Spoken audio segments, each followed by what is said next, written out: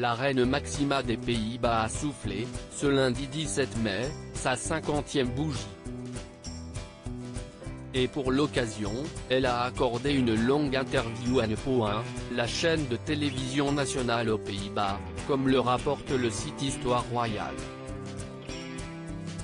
La jeune cinquantenaire a abordé des sujets très personnels. Elle a notamment évoqué le suicide de sa sœur, Inés Zorreguieta Cerruti, en 2018. Cette dernière avait été retrouvée sans vie dans son appartement de Buenos Aires, en Argentine.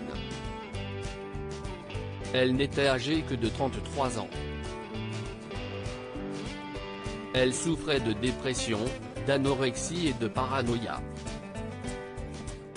Elle n'allait pas bien pendant les 8-9 ans avant sa mort, a alors expliqué la reine. Il y avait un peu de tabou et nous n'en avons pas parlé. Nous ne savions pas quel était le diagnostic et comment nous pourrions être aidés pour mieux la soutenir. Elle avait une dépression, un trouble de la personnalité. Nous avons parfois essayé de l'aider de notre mieux. Inés Zorreguieta Cerruti avait d'ailleurs été internée à plusieurs reprises. Je ne sais pas si est toujours la meilleure chose à faire ou non, mais il reste encore beaucoup à faire en matière de santé mentale. La reine des Pays-Bas en a profité pour insister sur la prévention en termes de santé mentale. Selon elle, il faut faire attention aux alertes précoces pour pouvoir aider très rapidement.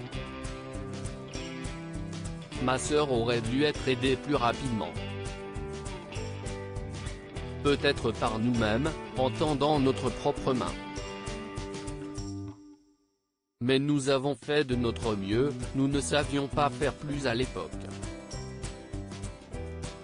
Ce que j'ai appris de cette expérience, c'est que les autres ne devraient pas traverser cette expérience. Máxima des Pays-Bas, c'est comme si nous aurions pu faire plus. La reine Máxima est également revenue sur les sentiments qu'elle a eus après le geste désespéré de sa sœur. Vous savez, lorsqu'un membre de votre famille se suicide, il n'y a pas uniquement du chagrin et de la frustration de penser que vous auriez pu faire autre chose, mais beaucoup de choses qui vont avec, la peur, la honte. Il y a toutes sortes de choses. C'est plus compliqué qu'une mort normale, je dirais. Je ne me blâme pas ni ma famille. Mais c'est comme si nous aurions pu faire plus.